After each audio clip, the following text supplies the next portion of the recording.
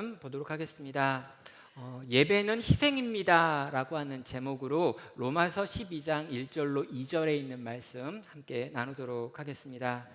지금 저희는 예배인가 쇼인가 라고 하는 전체 제목을 가지고 시리즈로 예배에 대한 이야기를 나누고 있습니다. 현장에서 모이지 못하는 온라인 예배가 길어지면서 우리의 예배의 태도가 조금씩 달라지고 있고 예배에 대한 우리의 마음이 조금씩 변하고 있구나라는 생각이 들어서 이 주제로 말씀을 나누겠다라고 이야기를 했습니다.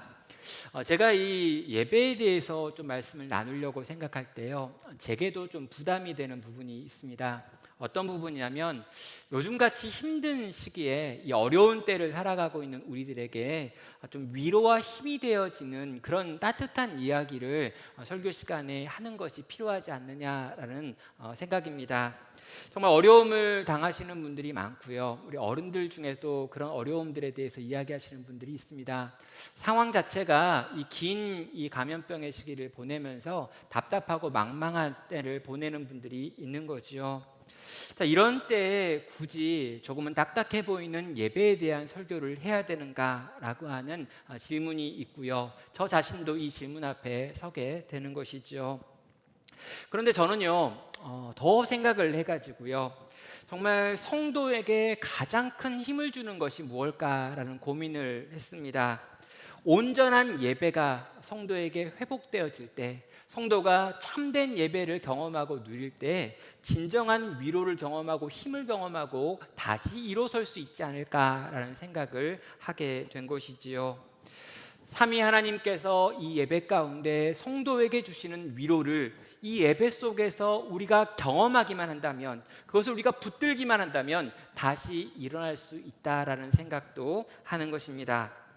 예배가 회복되면 모든 게 회복될 수 있고, 예배가 무너지면 모든 것이 무너질 것이기에 우리는 이 시간에 이 참된 예배, 성경이 말하는 예배, 하나님이 받으시는 예배가 어떠한 것인지를 차근차근 정리하려는 것입니다. 성도 여러분, 이 질문 어떤가 한번 물어보셨으면 좋겠습니다. 오늘 예배 어땠어? 라고 하는 질문이죠. 이 질문을요, 저는 저희 집에 있는 저희 사춘기 아이들에게 종종 물었습니다. 오늘은 어땠어? 라고 물으면 대부분 아무런 반응이 없습니다. 그래가지고 뭘 들었어? 그러면 또 기억이 안 난다고 합니다. 그리고 뭘 배웠어? 라고 말해도 거의 기억을 못한다 라고 이야기하며 대화 자체를 거부하는 저희 사춘기 아이들이 있죠.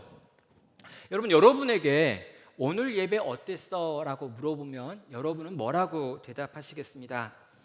여러분, 오늘 예배 참 좋았어 라고 말하는 사람도 있겠고요, 오늘 예배는 진짜 지루했어 라고 말하는 분도 있을 겁니다.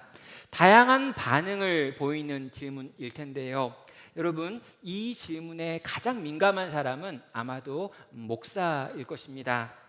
저 역시 여러 가지로 제가 하는 이 예배의 순서에 대한 고민이 많습니다. 그리고 특별히 제가 설교라고 하는 부분, 이 예배에서 가장 긴 시간을 담당하고 있기 때문에 제가 하는 설교에 대해서 정말 잘한 건지 못한 건지에 대한 고민들이 있지요. 자, 어떻게 하면 잘한 걸고 어떻게 하면 못한 걸까요? 솔직하게 말씀을 드리면요, 제 기준 역시 사람들의 반응입니다. 제가 설교를 할 때 사람들이 고개를 끄덕끄덕하면 제가 하는 말을 잘 듣고 있는 거구나. 또 제가 어떤 경우에 아주 은혜로운 이야기를 했는데 그 은혜로운 이야기를 듣고 막 사람들이 울고 있으면 오늘 설교는 잘한 거구나. 그러나 반대로요, 제가 설교를 시작했는데 한 절반 정도가 잠들어 있다, 오늘 설교는 망친 거구나, 오늘 예배는 망했어 라고 생각하고 이제 그만할 거야, 이런 생각들을 한다는 겁니다. 제가 예배에 대해서 물어보고 예배에 대해서 생각할 때도 사람들이 보이는 반응이 중심에 있다라고 하는 것이죠. 그런데 여러분, 사실 이 예배에 대해서 오늘 예배가 어땠니? 라고 하는 이 질문은 사람에게 할 수 있는 질문은 아닌 것입니다. 우리가 예배한다라고 할 때요, 이 예배를 받으시는 분이 누구냐라고 하는 걸 분명히 기억할 필요가 있는 거죠. 그럼 이 예배의 대상은 인간이 아니라 삼위 하나님이십니다. 성부와 성자와 성령 하나님께서 이 예배를 받으시는 유일한 분이십니다. 우리 이걸 기억해야 하는 거죠. 우리가 예배를 지금 보고 있다라고 하면 안 되는 이유가 여기에 있습니다. 여러분, 예배를 보고 있다, 예배를 봤다라고 말할 때 어떤 의미가 있냐면요, 앞에서 공연하는 사람들이 있고 관중석에서 보는 사람이 있는데, 내가 관중의 입장이 되어가지고 앞에서 공연하는 사람들, 앞에서 쇼하는 사람들을 봤다라는 의미가 있는 것입니다. 여러분, 우리는요, 예배를 보는 것이 아닙니다. 하나님이 이 예배를 받으시고 보고 계신 것이고, 여기 계신 모든 사람들이, 여기 오프라인으로 와 있는 분이나 온라인으로 거기 계신 분들이나 다 함께 하나님 앞에서 하나님께 이 예배를 올려드리고 있다라는 것이죠. 이 부분을 우리가 잊어버리면 굉장히 중요한 실수들을 하게 됩니다. 하나님께서 이 예배를 받으시는 유일한 분이시다라고 하는 걸 생각하면은요, 우리는 이 예배가 좋은 예배인지 잘못된 예배인지를 이분을 기준으로, 이분이 어떻게 여기신가라고 하는 걸 기준으로 살펴볼 수 있는 것이죠. 자, 오늘 저는요, 이 예배가 하나님이 받으실 만한 예배다라고 할 때 이 예배 가운데 반드시 있어야 될 어떤 것을 같이 보려고 합니다. 이것은요, 구약부터 있었고요, 아주 처음 이 인류 최초의 인간이었던 아담과 하와 시대 때부터 있었던 것입니다. 그리고 이것이 흐르고 흘러와서 예수님 시절에 예수님께서 완성하셨고, 그 이유를 사는 우리들 역시 그 예수님께서 보여주신 것을 쫓아가야 되는 거죠. 자, 우리가 먼저 살펴보기로요, 최초의 예배가 어디에 있느냐라고 질문해 볼 수 있습니다. 자, 여기 처음 예배는요, 이 아담과 하와의 아들이었던 가인과 아벨 이야기 가운데 들어 있습니다. 가인의 제물은 하나님께서 받지 않으셨고, 아벨의 제물은 하나님이 받으셨지요. 그 결과 가인이 아벨을 죽이는 사건이 일어났습니다. 자, 가인이요, 동생 아벨을 죽일 만큼 분노했던 이유가 뭔지 우리는 그 사건을 통해서 생각해 볼 필요가 있습니다. 여러 가지로 말할 수 있지만 드러난 것만 보면은요, 가인은 하나님께 자기 제물이 받아들여질 거라고 생각을 했습니다. 가인이 하나님을 향해 예배했는데 하나님이 그 예배를 받으실 거다라고 하는 생각을 가지고 예배했던 거죠. 그런데 하나님이 그 가인의 예배를 받지 않으셨습니다. 반면 가인의 눈앞에 있었던 아벨이 드리는 예배를 하나님은 받으셨고, 하나님이 그 예배를 받으시는 걸 봤던 가인이 아벨을 향해 시기하게 된 것이고, 결국에 분노하여 죽이는 사건이 창세기에 나와 있는 첫 번째 살인 사건이고 또 첫 번째 예배의 사건입니다. 만약에 가인이 정상적인 상태였다면 이 순간에 하나님께 나아가서, 하나님, 왜 제 제물은 받지 않으십니까? 왜 저의 예배는 받지 않으시지요? 하나님이 알려주시면 제가 고치겠습니다. 회개하고 돌이켜서 온전한 예배를 드리기 원합니다 라고 말했을 것입니다. 그런데 가인은 그렇게 반응하지 못하지요. 결국 그가 하는 선택은 동생 아벨, 온전한 예배를 드리고 그 예배를 하나님이 받으시는 걸 경험했던 아벨을 돌로 쳐 죽이는 것으로 이어지고 있습니다. 그럼 가인의 선택은 분명 잘못된 건데요, 적어도 가인이 가지고 있었던 한 가지는 우리가 배워야 합니다. 무엇입니까? 나의 예배가 하나님이 받으시는 예배가 아니면 내가 진짜 하나님께 드렸던 그 예배를 하나님이 받지 않는다라고 하는 것이 너무나 우리에게 고통스러운 일이다라고 하는 인식입니다. 내가 하나님께 예배했는데 하나님이 받으시지 않았다라고 하는 것이 너무 큰 고통이고 두려움이고 공포고 심지어 분노고 시기의 이유가 됐다는 거죠. 가인은 예배가 얼마나 중요한 것인지 알고 있었던 것입니다. 사랑하는 성도 여러분, 오늘 동일한 질문이 우리에게 있습니다. 여러분은 예배를 귀하게 여기십니까? 한 번의 예배가 너무너무 귀합니까? 내 예배가 땅에 떨어지고 내 옆에 있는 사람의 예배를 하나님이 받으시는 걸 보면 불같은 시기가 올라오는 사람들이냐라고 묻는 겁니다. 어쩌면 우리는요, 대충 예배해도 또 하나님께서 받으시지 않는다 할지라도 별 상관없는 예배들로 우리의 예배를 채워가면서도 만족하고 있지는 않는지 한번 묻고 싶은 것이죠.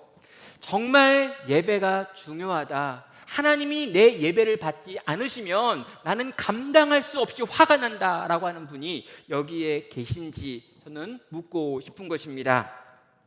자, 하나님께서 지금 우리의 예배를 받으시는 걸까요? 나의 예배를, 내가 혼자서 개인적으로 드리는 예배를, 또 우리가 드리는 가정에서의 예배를, 또 우리가 함께 모여서 드리는 이 공적인 예배를 과연 받으시고 계시냐라고 하는 질문, 그리고 이 질문에 대한 대답을 찾아야 하는 것이죠. 왜 그렇습니까? 예배는 성도에게 가장 중요한 것이고, 예배는 교회 공동체에게 가장 소중한 것이기 때문입니다.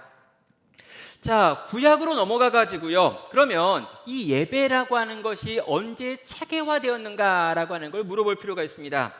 최초의 인간들이 보여주었던 제사가 출애굽한 이스라엘 백성들에 의해서 시내산에 도착했을 때 하나님께서 그 이스라엘에게 율법을 주실 때 이 제사와 관련된 법을 차근차근 알려주십니다. 이것이 레위기 1장부터 6장 7절까지 나와 있는 5가지 제사에 대한 규정들이죠. 오늘은 구약에 있는 제사 제도 전체를 살펴보는 시간이 아니기 때문에 이 5가지 제사들 중에 가장 보편적인 성격을 가지고 있는 이 속죄제라고 하는 걸 통해 가지고 전체 제사, 그리고 이 전체 제사의 중심에 반드시 있어야 될 것이 어떤 것인지를 한번 정리해 보도록 하겠습니다. 그럼 구약의 제사에는요, 총 4가지 요소가 반드시 있어야 합니다. 4가지 요소입니다. 첫 번째는요, 이 모든 예배를 받으시는 하나님, 이 삼위 하나님이 한쪽 끝에 계셔야 합니다. 그리고 이 반대편 끝에는 뭐냐면요, 내가 죄인이다라고 하는 걸 인정하고 희생 제물을 들고 나오는 죄인이 있어야 되는 거죠. 여기에는 하나님이 계시고 여기에는 인간이 있습니다. 그리고 이 인간이 하나님께 나아가기 위해서 2가지가 더 필요하지요. 하나는 이 모든 이 인간의 죄를 뒤집어 쓰고 대신 죽임을 당해야 되는 희생 제물이 있어야 합니다. 그리고 이 희생 제물을 가지고 하나님 앞에 서서 죄를 용서하는 요 과정을 도와주는 중보자, 다시 말해서 제사장이 있어야 했던 것입니다. 정리할까요? 하나님이 계시고 제사장이 있고 희생 제물이 있고 죄를 인정하는 죄인인 사람이 있을 때 이 제사가 완성되어집니다. 자, 레위기 4장 27절을 보면은요, 만일 평민의 한 사람이 여호와의 계명 중 하나라도 부지 중에 범하여 허물이 있었는데 그가 범한 죄를 누가 그에게 깨우쳐 주면 그는 흠 없는 암연소를 끌고 와서 그 범한 죄로 말미암아 그것을 예물로 삼아 그 속죄 제물의 머리에 안수하고 그 제물을 번제물을 잡는 곳에서 잡을 것이요라고 말합니다. 자, 지금 속죄제를 어떻게 드리는지 평민의 예를 들어가지고 설명하는 부분을 저희가 읽었는데요. 먼저 자기가 죄를 지었다라고 하는 걸 깨달은 한 사람이 등장합니다. 그리고 내가 죄로 말미암아 하나님의 은혜로부터 끊어져 있구나라고 하는 걸 인정한 이 사람이 자기의 회복, 용서를 구해야겠다라고 결단을 하지요. 그가 하나님과 회복되기 위하여 선택하는 방식은 자기의 죄를 대신 짊어지고 죽을 희생 제물을 준비하는 것입니다. 희생 제물을 준비해서 희생 제물을 가지고 제사장 앞에 옵니다. 그리고 희생 제물의 머리에 손을 얹고 자기의 죄를 고백하는 시간을 갖죠. 그런 다음에 제사장이 보는 앞에서 이 희생 제물을 자기가 직접 잡아 죽입니다. 그리고 잘게 쪼개어서 이것들이 불에 탈 수 있게 만든 다음에 제사장에게 건네주면 제사장이 번제단으로 가지고 가서 그것들을 번제, 태우는 작업을 하게 되는 거죠. 자, 이렇듯 이 번제단 위에 올라갔던 제물이 불에 타서 활활 타올라 제가 되면 그 연기가 하늘로 올라가면 하나님께서 이 향기를 받으셨다, 흠향하셨다라고 말하며 그의 죄가 용서받았다라고 하는 걸 제사장이 선포해 줍니다. 그때 이 제사장의 선포를 받은 죄인이 돌아가며 자기의 죄가 용서받았음을 인정하고 감사하고 찬양하며 가게 되는 것이죠. 자, 이것이 구약의 제사에서 반복적으로 경험되는 사건이었습니다. 우리는 더 이상 짐승을 죽여가지고 제사하지 않습니다. 또 이렇게 제사를 드려서도 안 되지요. 왜 그렇습니까? 이 짐승의 제사의 시절이 끝났기 때문입니다. 새로운 희생 제물이 오셨고 새로운 제사가 만들어졌고 새로운 예배가 만들어졌기 때문에 더 이상 이전의 방식으로 구원을 받거나 용서를 받을 수 없다라는 거예요. 그러나 여러분, 형식은 사라졌고 제사라고 하는 제도는 없어졌지만 중요한 제사가 품고 있던 어떠한 진리는 계속해서 이어져서 신약에 왔고 또 오늘에게도 이어지고 있다는 거지요. 무엇일까요? 예배의 원리가, 이 온전한 제사 안에 있는 어떤 것이 예배의 원리가 되어 우리의 예배 가운데도 있어야 한다는 것입니다. 여러분, 특별히 이 제물에 대해서 여러분 좀 생각을 해보셔야 합니다. 하나님께서 죄의 사함을 구하러 나오는 이들에게는 반드시 희생 제물을 가지고 나오라라고 명령하고 있습니다. 부유한 이들은 소를 가지고 나왔고요, 일반적인 사람들은 양이나 염소를 가지고 나왔습니다. 그런데 여러분, 정말 가난한 사람은 어떻게 될까요? 하나님께서 넌 너무 가난하니까 그냥 와라 라고 해도 될 법한데 비둘기를 잡아와라 라고 이야기하고 있습니다. 여러분, 정말 가난해서 힘이 없다 할지라도 네가 네 상황에서 살 수 있는 걸 들고 와서 어떠한 종류라도 내가 너에게 명하는 생명을 들고 와서 그 생명으로 너의 생명을 건지라고 말하고 있는 것이죠. 너의 죄를 대신하여 죽음당할 생명을 반드시 가지고 올 것을 주님이 명령하신 것입니다.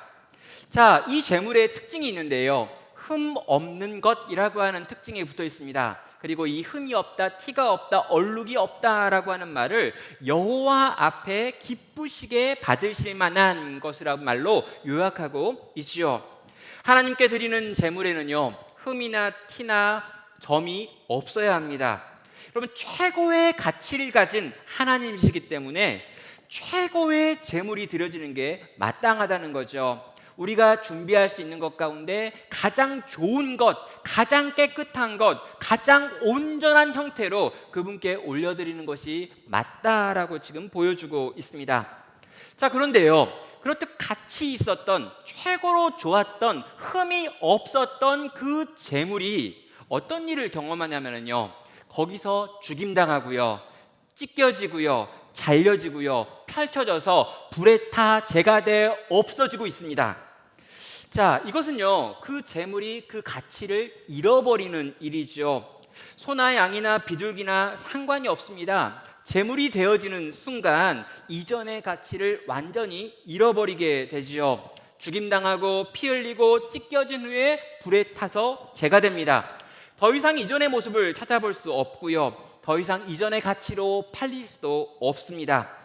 재물이 재물의 가치를 완전히 잃어버리는 것이 이 희생 재물에서 일어나는 일이죠. 그 결과 어떤 일이 벌어집니까? 그 희생 재물을 가지고 왔고 그 희생 재물에 손을 얹고 죄를 고백했던 자의 죄가 용서를 받고 그가 사망에서 생명으로 하나님과 끊어진 관계에서 하나님과 연합된 관계로 돌아갈 수 있었던 것입니다. 성도 여러분, 그래서요, 제사 가운데 들어온 죄인은 제사를 지내려고 제사를 지내겠다라고 찾아온 그 죄인의 시선은 어디에 머무냐면요, 내가 가지고 온 희생 제물 위에 머물 수밖에 없습니다. 희생 제물을 바라보게 됩니다. 제물이 죽어가는 것을, 찢겨가는 것을, 태워져 재가 되는 것을 볼 수밖에 없죠. 왜 그렇습니까? 이 제물이 죽어야 내가 살기 때문입니다.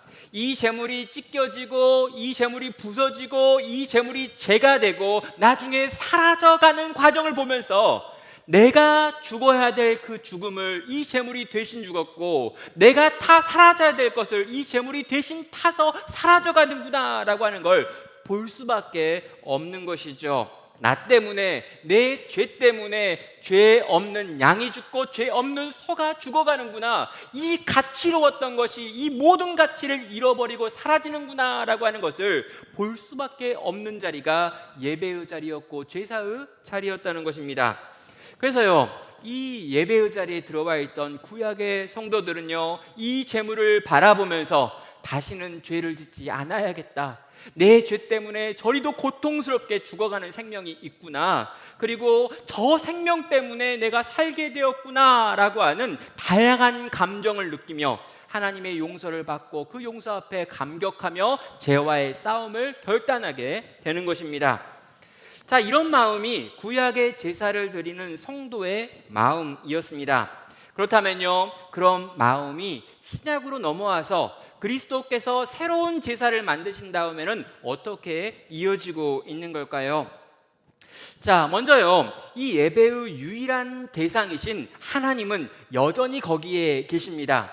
또 여러분, 이 죄를 지어가지고 용서를 구하는 하나님의 백성들, 그 인간들도 이쪽에 있죠. 그렇다면 이 거룩하신 하나님께 죄인이 인간이 나아가려면 무엇과 무엇이 있어야 한다고 했습니까? 여러분, 구약에 제사장이 있어야 되고 희생 제물이 있어야 한다고 했습니다. 그런데 신약으로 넘어오면 예수 그리스도 안으로, 예수 그리스도 이후에 오게 되면요, 이 완전한 제사장이라고 하는 이 제사장이 큰 대제사장이신 우리 주 예수 그리스도 안에서 완벽하게 성취됩니다. 그리고 여기에 있는 이 짐승이 죽어가는 희생 제물 역시 그리스도 예수 하나님의 어린 양 안으로 온전히 소급되는 것이죠. 자, 두 가지가 있었습니다. 그런데 이 두 가지가 그리스도 예수 안에서 하나가 되고 성도가 예수 그리스도의 피를 의지하여 그의 이름으로 거룩하신 하나님께 나아갈 수 있는 길이 열리게 된 것이지요. 자, 예수님은 누구십니까? 그는 큰 대제사장입니다. 히브리서 4장 14절은 말합니다. 그러므로 우리에게 큰 대제사장이 계시니 승천하신 이 곧 하나님의 아들 예수시라. 우리가 믿는 도리를 굳게 잡을지어다. 우리에게 있는 대제사장은 우리의 연약함을 동정하지 못할 리가 아니요 모든 일에 우리와 똑같이 시험을 받으신 이로되 죄는 없으시니라. 여러분, 인간 제사장들은요, 죄가 있었습니다. 그래서요, 제사를 드리기 전에 이 제사장이 자기의 죄를 용서함을 받기 위한 제사 제도가 따로 있었어요. 그래서 다른 사람의 죄를 용서하기 전에 자기의 죄를 사하는 제사를 드리고 하나님의 용서를 받은 사람이 다른 사람들의 죄를 용서했습니다. 이들은 혈통에 따라서 이어서 레위인들 가운데 제사장 가문에서 세워지는 제사장들이었죠. 그런데 이런 제사장들은 이제 사라졌습니다. 왜요? 새로운 제사장이 왔기 때문이죠. 하나님의 아들 예수 그리스도라고 하는 바로 그분이 우리의 대제사장이 되셨습니다. 여러분, 이전에는요, 온 민족의 죄를 짊어지고 1년에 단 한 번 이 지성소에 들어가는 대제사장이 있었어요. 그런데 이 대제사장 앞에 큰 대제사장이라고 해가지고 큰을 붙여가지고요, 새로운 제사장이 왔다라고 말합니다. 이분이 바로 우리 예수님이시지요. 여러분, 이 제사장의 특징이 무엇입니까? 우리와 똑같은 이 시험을 받으신 이로되 죄는 없으시니라 라고 말하죠. 그분은 이 땅에서 모든 죄의 유혹을 당하셨습니다. 그런데요, 이 죄 가운데 그 어떤 것에도 넘어가지 않고요, 끝까지 하나님의 의를 지켜낸 죄 없는 제사장이라는 거죠. 자기의 죄를 사할 필요가 없는 진짜 제사장이 왔고, 이 진짜 제사장을 통해서 우리는 하나님께 나아갈 수 있게 된 것입니다. 자, 그런데요, 또 있습니다.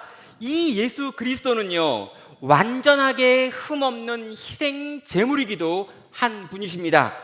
로마서 3장 25절은 말합니다. 이 예수를 하나님이 그의 피로써 믿음으로 말미암아 화목 제물로 세우셨으니 이는 하나님께서 길이 참으시는 중에 전에 지은 죄를 관가하심으로 자기의 의로우심을 나타내려 하심이니라 라고 말합니다. 여러분, 우리가 지은 죄를 용서하기 위한 방식으로 하나님께서 그 아들을 화목제물로 삼으셨다라고 지금 로마서 3장은 말하고 있는 것이죠. 하나님께서 우리와 하나님 사이에 있는 거대한 담, 우리가 하나님을 향해 나아갈 수 없고 하나님도 우리를 향해 나아갈 수 없게 방해하고 있는 죄라고 하는 걸 보셨습니다. 그리고 이 죄로 인하여 깨어져 버린 우리의 관계, 하나님과 더 이상 교제할 수 없는 인간의 상태를 안타까워하셨죠. 그래서 이 인간을 살려내시기로 결정하시고 다시금 화목한 관계가 되기 위하여 우리 가운데 계획하신 것이 당신의 아들과 그 아들의 피로 화목제물을 삼으셔서 우리와 그분 사이를 화목하게 만들겠다라고 하는 그분의 계획이었습니다. 예수님께서 우리가 지은 모든 죄를 담당하고 대신 죽으심으로 하나님의 공의와 사랑을 증명하도록 만드실 계획을 그분이 세웠다라는 것이죠. 사랑하는 성도 여러분, 우리에게 있는 큰 대제사장께서 친히 자기의 몸을 내어 희생의 제물이 되어 주신 것입니다. 여러분, 이 구절이 얼마나 감격스러운 구절인지 제발 여러분이 생각해 보셨으면 좋겠습니다. 죄 없는 하나님의 어린 양이 죄 많은 우리들을 위하여 지금 죽임을 당하기로 결정하신 것입니다. 아버지께서 그 일을 계획하시고 아들이 그 일을 성취하시고 그 모든 일이 성령님으로 말미암아 우리에게 깨달아져서 우리가 이렇게 하나님을 예배할 수 있다는 것이죠. 사랑하는 여러분, 큰 대제사장입니다. 아무런 죄를 가진 분이 죄를 짓지 않으신 분이십니다. 수없이 많은 죄의 유혹 속에서 그 죄를 견뎌내시고 그 어떤 죄도 짓지 않은 흠 없는 대제사장이신 그분께서 우리를 끌어안으심으로 우리의 죄로 말미암아 우리가 당해야 될 죽음을 대신 짊어지고 죽어 가신 것입니다. 죄 없는 하나님의 어린 양이 그 하나님의 불같은 진노 가운데 자기의 몸을 던져 넣음으로 우리를 살리는 이야기가 여기에 있다라는 거죠. 사랑하는 성도 여러분, 그래서 예배가 뭐냐라고 물어보면요, 예배 가운데 우리가 만나야 되고 봐야 되고 경험해야 되는 것이 어떤 것입니까? 라고 물어본다면, 정말 하나님이 받으실 만한 예배의 요소가 뭐냐라고 물어본다면, 이 예배 속에서 이 예수님을 보고 경험하고 만나고 누리는 것입니다. 나를 위하여 십자가에 달려 죽으시는 예수 그리스도를 이 예배 안에서 보는 것입니다. 이 예배 안에서 그분을 찬양하는 것입니다. 이 예배 안에서 그분을 기뻐하는 것입니다. 이 예배 안에서 그분이 나를 위해 죽으신 것 때문에 죄송하고 미안해서 우는 겁니다. 그리고 이런 죄인을 위하여 죽어주신 그리스도께 감사하고 감격하고 기뻐가지고 찬양하는 것입니다. 이게 이 예배 속에서 우리가 해야 될 일들이라는 것이죠. 여러분, 예수님이요 십자가에 달려 죽으셨습니다. 그럼 그 일이 오늘 우리가 이 예배 속에서 경험하고 봐야 될 일의 중심이라는 거죠. 구약의 모든 제사 안에 희생 제물이 있었고 이 희생 제물을 바라보는 이들이 살아났던 것처럼 오늘 신약에 있는 이 예배 속에서 우리는 예수 그리스도를 봐야 되고 이 예수 그리스도를 바라보는 자들에게 생명이 주어지는 시간이 우리가 예배하는 시간이라는 것입니다. 여러분, 우리가 십자가에 달렸어야 했습니다. 우리가 찢겨져야 했습니다. 우리가 죽임당해야 했습니다. 우리가 죄가 되어 사라지고 영원한 하나님의 진노의 불 가운데 탔어야 했습니다. 그런데 그 모든 걸 대신 우리 주님이 감당하셨다는 것이죠. 그가 죽는 것이 아니라 내가 죽어야 했음에도 불구하고 그가 죽어 가신 것입니다. 성도 여러분, 우리는요 이 예배 속에서 나를 위해 나 대신 하나님의 진노를 받은 하나님의 어린 양이며 성자이신 예수님을 보고 경험해야 합니다. 이게 없으면 예배가 아니라는 거죠. 여러분, 오늘날 이 예배가 굉장히 이상해진 것 같습니다.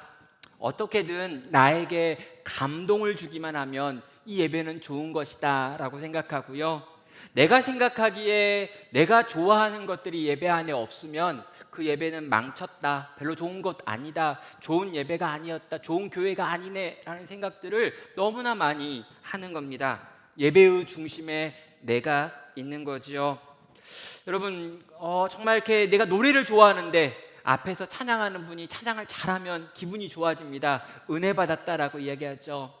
내가 이렇게 논리정연한 설명을 좋아하는데 앞에 나가서 설교하는 저분이 굉장히 체계적이고 논리적으로 말을 하는구나 라고 생각하면서 은혜와 감동을 받는 분도 있습니다. 내가 좀 재밌는 걸 좋아하는데 와, 저 목사님은 진짜 웃겨, 빵빵 터져, 완전 은혜로워. 그럼 그게 은혜입니까? 여러분, 우리가 생각하는 은혜 받았다라고 하는 말은 도대체 어디서 나오는 겁니까? 오늘 예배 참 좋았다라고 하는 말은 어디서 나오는 걸까요? 우리가 오늘 이 예배를 통해서 은혜를 받고 행복하다라고 말하는 이건 도대체 어디에서 뭘 근거로 하는 것이냐라고 질문해야 하는 것이지요. 그럼 예배의 중심에는 뭐가 있습니까? 나를 위하여 희생하신 흠없는 어린 양 우리 주 예수 그리스도가 있어야 되고, 이 예수 그리스도를 예배 안에서 내가 경험했다면 나는 지금 온전한 예배를 드린 거고, 이 예수님이 없다면 뭐가 있었건 간에 뭘 내가 경험했건 간에 우리의 예배의 중심인 희생제물이 빠져있는 엉터리 예배를 드렸다는 것입니다. 사랑하는 성도 여러분, 예배를 우리를 위해 희생당한 하나님의 어린 양을 보는 것이다라고 저는 정의를 했습니다. 구약의 예배도 그러하고 신약의 예배도 그러했다라고 말씀을 드렸죠. 그러면 우리가 드리는 예배, 우리가 지금 드려왔던 이 예배가 정말 주님이 기뻐 받으시는 그런 희생 제물이 있는 예배였다, 예수 그리스도를 보고 경험하는 예배였다라고 하는 것을 확인할 수 있는 방법은 과연 뭘까요? 우리가 참되고 온전한 예배를 드려왔다면, 그리고 그런 예배를 계속해서 드린다면 우리가 어떤 모습이 되어 있는지를 통해 가지고 요 앞에 있는 예배가 진짜 예배였는지 가짜 예배였는지를 우리는 구별할 수 있습니다. 우리가 함께 읽었던 말씀으로 다시 한번 돌아가 보면은요, 로마서 12장 1절과 2절의 말씀을 우리가 처음에 낭독을 했습니다. 여러분, 이 로마서 12장은요 굉장히 독특한 장입니다. 왜냐하면 이 로마서라고 하는 책이요, 바울이 복음을 전하고 이 복음의 핵심이 무엇인지를 가장 잘 설명한 책이다라고 이야기하고 있는데, 이 복음의 내용, 이 이론에 대해서 설명하는 것이 1장부터 11장까지의 내용입니다. 그래서 복음이 무엇인지를 정말 체계적으로 쭉 정리하고 있는 게 1장부터 11장까지 나와 있는 내용이죠. 그런 다음에 이 복음의 내용을 잘 듣고 이해하는 사람들에게 12장부터 16장까지에 나와 있는 실천에 대한 이야기를 하는 것, 그리고 그런 실천의 이야기의 첫 번째 이 문장이 우리가 읽었던 12장 1절입니다. 자, 그렇다면은요, 이 12장 1절, 그러므로 형제들아 내가 하나님의 모든 자비하심으로 너희를 권하노니 너희 몸을 하나님이 기뻐하시는 거룩한 산 제물로 드리라, 이는 너희가 드릴 영적 예배니라 라고 하는 말의 뜻이 뭘까요? 네가 정말 복음을 알았다면, 이 복음을 네가 온전히 붙들고 있다면, 이 복음을 경험하고 이 복음을 누리고 있다면 너는 이제부터 이런 방식으로 살아야 한다라고 하는 말에 이 선언에 해당합니다. 여기에 무슨 표현이 있습니까? 너희의 몸을 하나님이 기뻐하시는 거룩한 살아있는 제물로 드려야 한다라고 말하고 있는 거죠. 여러분, 살아있기는 합니다. 그러나 제물이라고 하는 표현이 여기 들어있다면 여 제물 역시 희생의 제물인 것이죠. 네가 예수 그리스도가 나를 위하여 죽으심으로 생명을 얻었다라고 하는 것을 아는 사람, 예배 가운데 예수 그리스도를 경험한 사람이라면 이제 너 역시 희생의 제물이 되어서, 살아있는 희생 제물이 되어서 이 세상 속에서 살아가야 한다라고 하는 것이 지금 이 온전한 예배를 드린 사람이 보이는 삶의 행동이고 삶의 선택이고 당연하게 살아가야 될 삶의 모습이다라고 지금 선언하는 것입니다. 너희 몸을 하나님이 기뻐하시는 거룩한 산 제물로 드려라. 살아있는 제물이 되어 이 땅에서 살아가야 한다라고 말하는 거죠. 성도 여러분, 저는요 이 세상에 가짜 예배가 많고 가짜 예배자도 많다라고 하는 생각이 이 본문을 보는 동안에 떠올랐습니다. 여러분, 예수님을 통해서 예수님을 봤다, 예수님을 경험했다, 예배 가운데 예수님을 맛보았습니다 라고 말하지만, 이 예수님이 가셨던 그 길, 그분의 희생에 동참하려고 하는 마음을 갖고 있는 사람들을 찾기가 어렵기 때문입니다. 여러분, 전 세계에서요 가장 예배의 횟수가 많은 나라가 아마 우리나라일 겁니다. 그리고요 이 예배의 종류가 다양한 나라도 아마 우리나라가 최고일 거예요. 그렇게나 예배에 대해서 많기도 하고 다양하기도 한데 그 예배 안에서 우리가 우리를 위해 희생하신 예수 그리스도를 만났다면 어떤 일이 벌어졌을까요? 예, 그 예수님을 닮기를 선택하고 결정할 수밖에 없겠죠. 그런데 오늘날 이 시대 많은 교회와 많은 성도들은요, 세상에서 뭐라고 평가하냐면 욕심쟁이라고 평가합니다. 왜요? 천국을 가지고 있어요. 그런데 이 땅에서도 세상 사람들과 동일하게 다 가지고 있어야 합니다. 여러분, 천국도 가지고 있고 이 땅에서도 다 가지고 있어야 돼요. 그러니까 여러분, 차라리 이게 없다라고 하면요, 이 땅이 전부니까 이 땅에 있는 모든 것을 위하여 치열하게 살아가고 모든 걸 더 얻기 위하여 애쓰는 사람이 사는 것 맞죠? 당연하죠. 그런데 입으로는 천국이 있고 그 천국이 얼마나 좋은 곳이다 라고 하는 걸 말합니다. 그리고 이 나라가 훨씬 더 좋아서 이 나라를 위해 산다고 말해요. 그런데 그렇게 말하지만 막상 세상에서 사는 걸 보면 세상 사람들이 원하고 바라는 그 모든 것들을 원하고 바라며 자기의 이익과 욕심을 위해서 하루하루를 채워가고 있는 사람들이 예수를 믿는다고 하는 사람들의 대부분이라는 거죠. 그런 의미에서 예수 믿는 사람들을, 믿지 않는 사람들은 욕심장이라고 부르는 겁니다. 자기들은 이생에 대해서만 욕심이 있는데 저 예수 믿는 사람들은 이생과 내생 양쪽에서 좋은 건 다 가지려고 한다라고 하는 의미에서 욕심쟁이입니다. 여러분, 불신자들이 보기에요, 신자들이 똘똘 뭉쳐가지고 살아가는 모습을 보면 자기들의 이익을 지켜내기 위하여 이익을 위해 모여서 철저하게 담을 쌓고 있는 이익단체처럼 보이기까지 한다라는 거예요. 하나님의 어린 양을 예배 가운데 만난 이들에게 나타나야 될 마땅한 반응이 아니라는 것입니다. 여러분, 참된 예배자가 갖게 될 마땅한 반응은 무엇일까요? 정말 온전한 예배를 끊임없이 드리는, 날마다 말씀을 묵상하는 가운데 하나님을 예배하고 날마다 찬양하는 가운데 하나님을 예배하고 가정이 모여서 예배할 때 또 하나님의 일하심을 보고 또 온 공동체가 모여서 공적인 예배의 자리에서 나를 위해 십자가에 달려 죽으신 우리 주 예수 그리스도의 희생을 바라보는 사람들, 그런 사람들이 모여서 살아가는 삶의 모습이 과연 어떻게 드러나야겠냐는 겁니다. 여러분, 많이 보고 많이 듣고 많이 생각했다면 여러분, 그건요 우리의 삶의 다양한 모습으로 드러나고 나타날 수밖에 없다는 거죠. 어떻게요?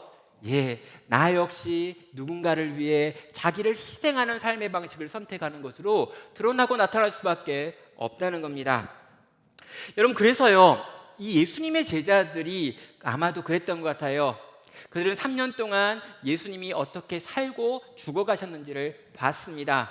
또 성령께서 그들 가운데 임해가지고 그들의 눈이 밝아져가지고 예수님이 이전에 하셨던 여러 가지 일들의 참된 의미가 무엇인지를 이후에 깨달았을 수도 있어요. 그래서 이 제자들이요 어떻게 살았습니까? 여러분, 우리가 생각하기에 제자들 가운데 성공한 사람은 도대체 누굽니까? 아무도 성공한 사람이라고 볼 수 없습니다. 그 제자들 대부분은요 순교했고 그들 가운데 남아있던 얼마의 사람들 역시 끝까지 고생하다가 하나님 나라에 갔던 것을 우리는 알고 있습니다. 여러분, 이런 예수님의 제자들 가운데 마지막 제자라고 부를 수 있는 사도 바울이라고 하는 사람이 있습니다. 여러분, 이 사도 바울이요 자기의 사랑하는 영적인 아들 디모데에게 유언처럼 쓰는 책이 디모데후서라고 하는 책인데요, 이 디모데후서 4장 이 마지막 장의 인사말 같은 부분으로 디모데에게 이렇게 말합니다.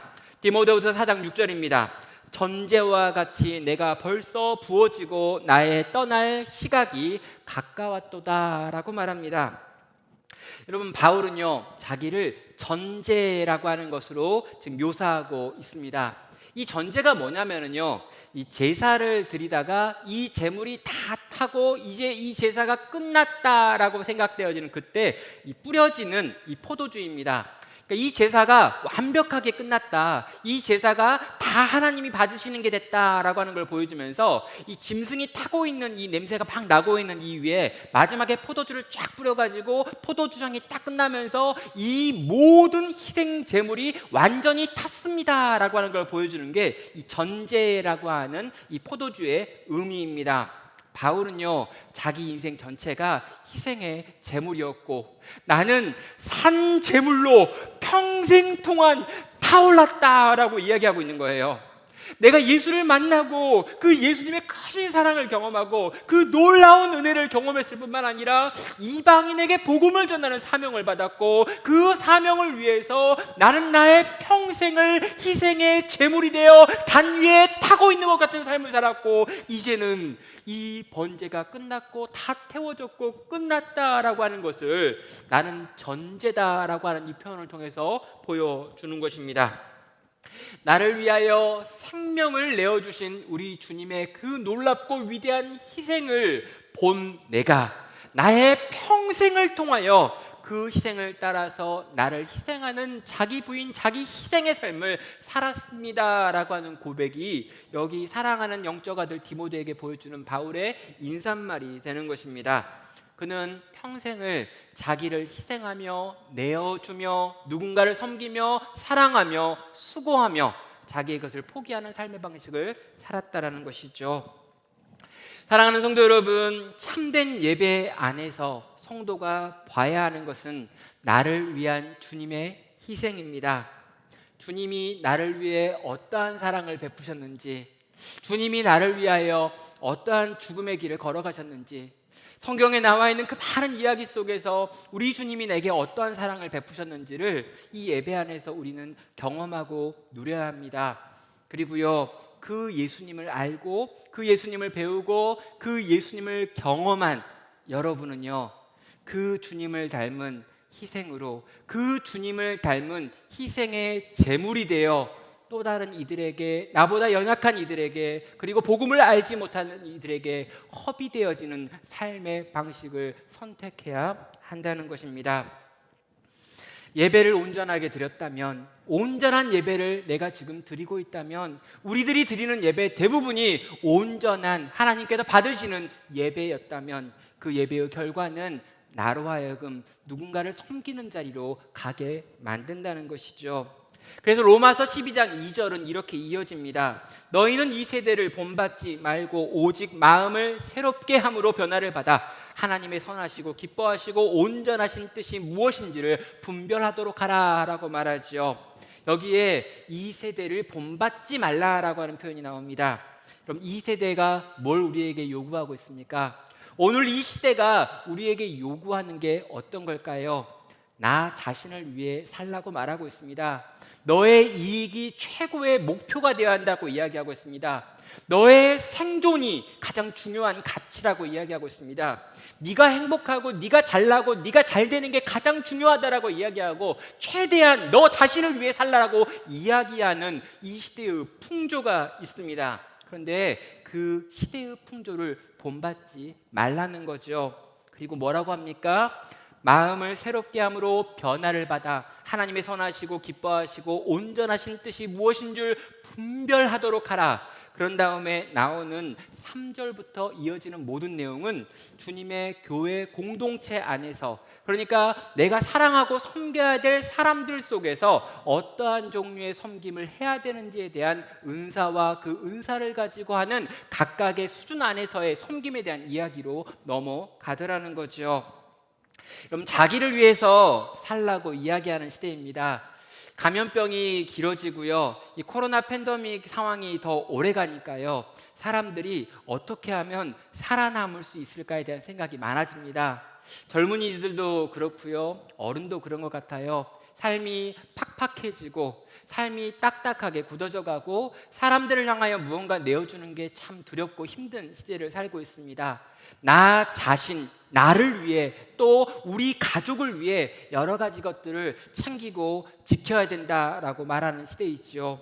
그런데 여러분, 성경은 오늘 우리에게 이렇게 말합니다. 네가 온전한 예배를 드리고 있다면, 그리스도 예수라고 하는 희생의 제물을 경험하는 예배를 누리고 있다면 너 역시 이 예수님을 닮아 이 희생의 제물 같은 삶의 방식을 살아야 한다라고 권고하는 것이지요. 사랑하는 성도 여러분, 이 희생의 삶이 여러분의 삶 가운데 드러나고 나타나길 바랍니다.